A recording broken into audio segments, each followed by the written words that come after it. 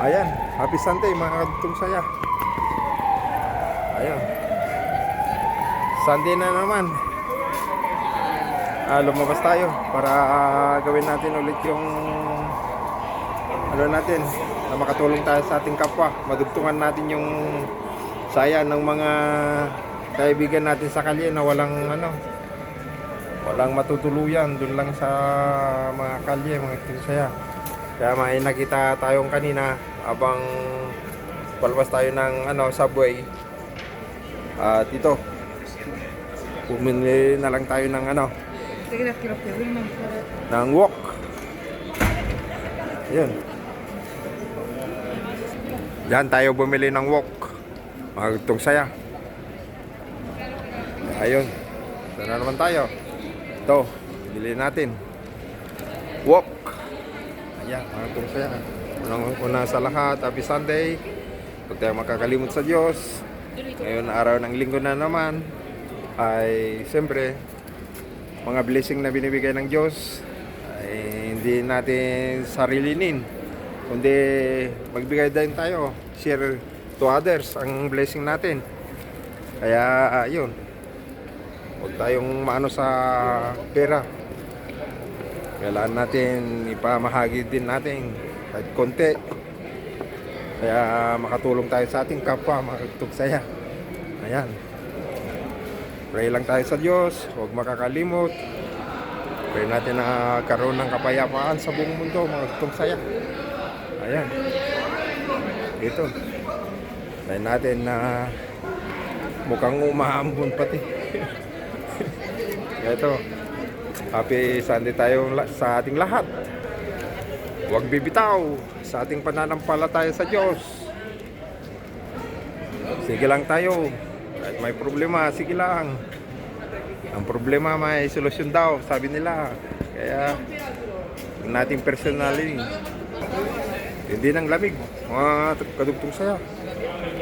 Malamig na malamig ang panahon. Ayan. Yan, may nakita na tayo nandun ayun. Yan. Pagyan na natin.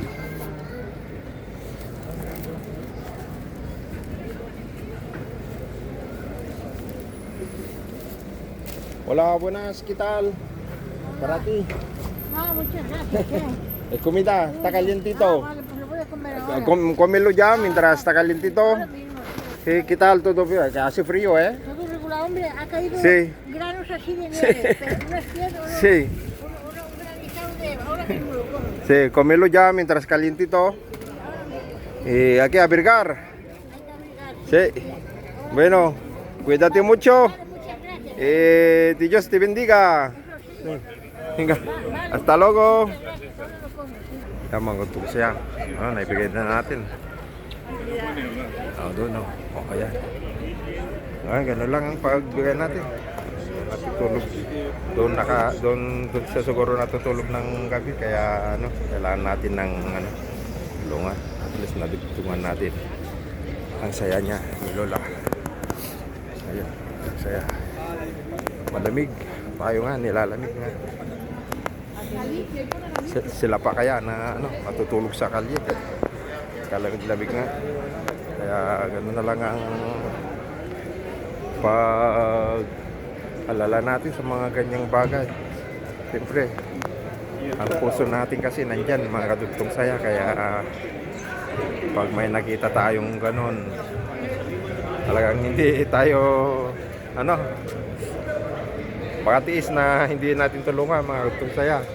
Kaya yun, at least nakatulong tayo sa ating kapwa. Diyos na lang ang mga nakakalam.